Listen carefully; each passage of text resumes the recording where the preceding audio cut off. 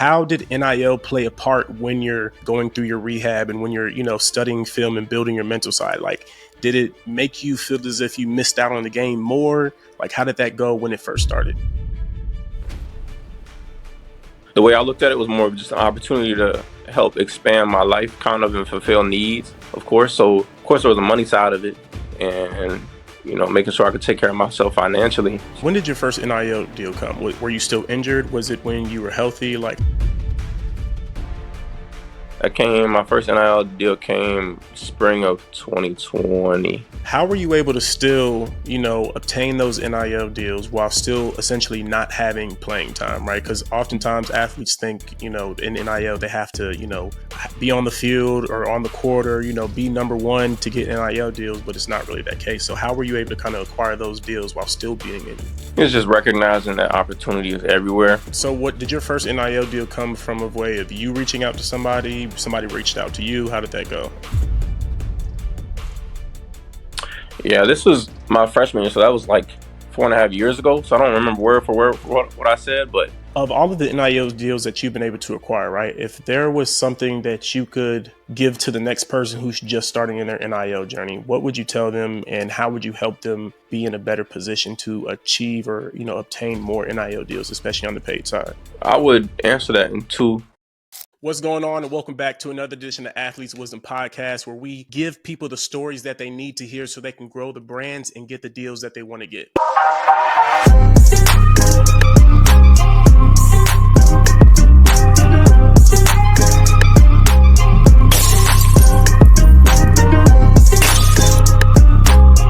Today, we have an amazing guest, Matt Johnson, who was a former football player at Virginia Tech and honestly has had an up and down career, but has been able to learn from that and grow to be better. And he's here to tell his story. What's going on, Matt? How you feeling? What's going on, man? I appreciate you having me on the podcast. Thank you for the opportunity. Of course. It's been a long time coming, bro. So I definitely wanted to finally, tell your story and just kind of, have people understand who you are and what things they could possibly learn from you so they can kind of grow in their career. Likewise. So for the people who aren't familiar about you, just kind of tell, people who you are, your story, what kind of drives you? What's your passion? Yeah, so I'll start kind of origin story. So I'm from Richmond, Virginia. Of course, like you said, my name is Matt Johnson. I played linebacker and running back in high school. Had the opportunity to play running back at UVA.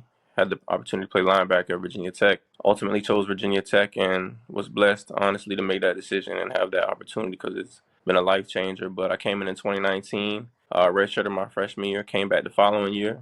2020 was COVID. Also a year I tore my first ACL on my left knee and my meniscus. Came back the following year, played my first year, primarily on special teams.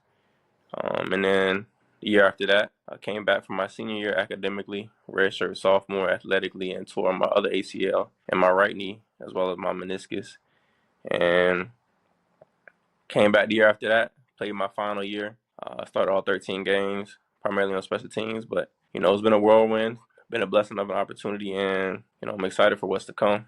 Nice. So I know when we were speaking offline, you kind of spoke to how the injuries were helping you along your journey. So I kind of just wanted to start there and ask, for one, that's a lot of injuries to have gone through, right? And some people consider those career-ending injuries, but you had pretty much two of those, right? So how were you able to overcome that, and how did that kind of shape you mentally and build your mindset? Yeah, so first it started with my faith in God. I always, Romans 8:28, God works for those who love him. It's a short version of it, but I always believed that everything that I went through and was going to go through was going to be used for my good, and it was just an opportunity to grow and become better.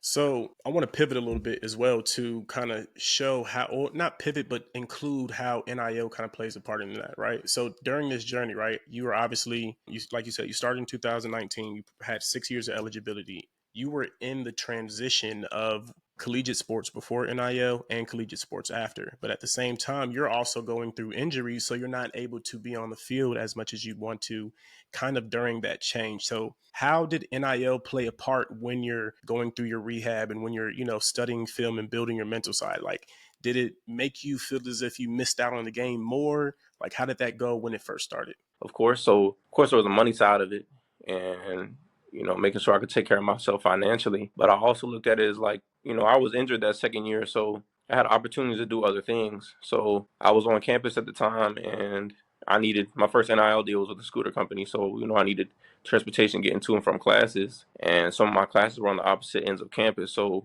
I mean, just an example of what I used it for was just to fulfill some of my needs. Later on with my second ACL, I got in touch with a yoga studio in town, and I used them to, of course, build a relationship and do a lot of stuff there. But they also helped me kind of take care of my body and my mentals. I'm grateful that they gave me the opportunity to do that. And then I would, just of course create social media posts for them and stuff. But, I always used NIL as an opportunity to kind of augment my life and fill in the gaps. When did your first NIL deal come? Were you still injured? Was it when you were healthy? Like, how did that happen?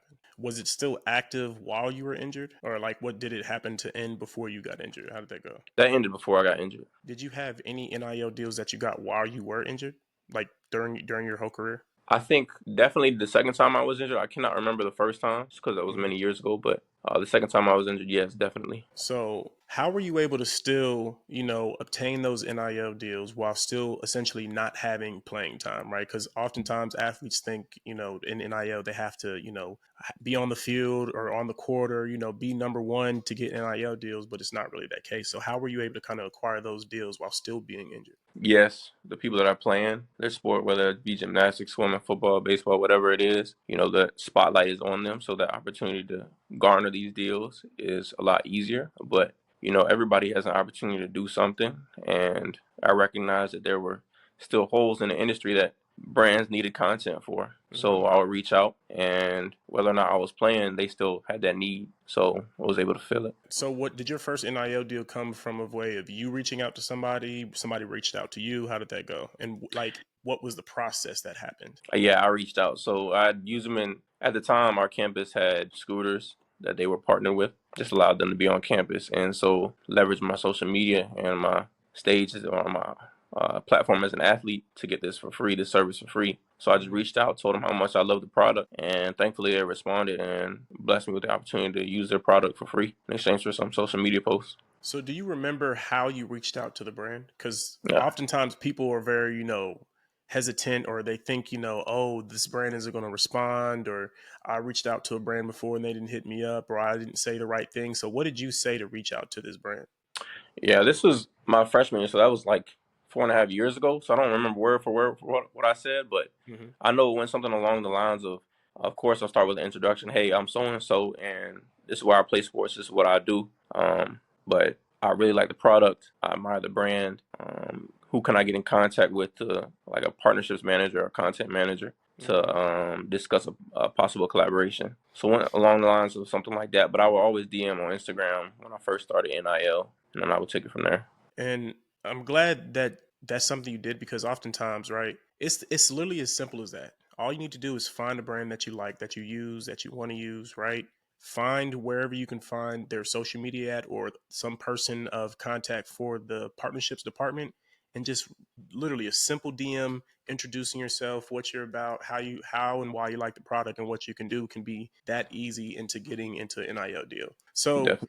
how many NIL deals have you had in your entire career? My entire career, I think it was around 10. And of those, how many were paid and how many were product only? I think 6 of them were product only, 4 of them were paid. And did you negotiate all of your own deals? Did you reach out to get all these deals yourself, or did any of them reach out to you? Did you have somebody reaching out for you on your own behalf? How did that go? I would say 3 of the 4 that were paid, somebody reached out, or I reached out, but somebody negotiated the deal on my behalf. There was one that I did negotiate, but it was just turning it from gifted to a paid.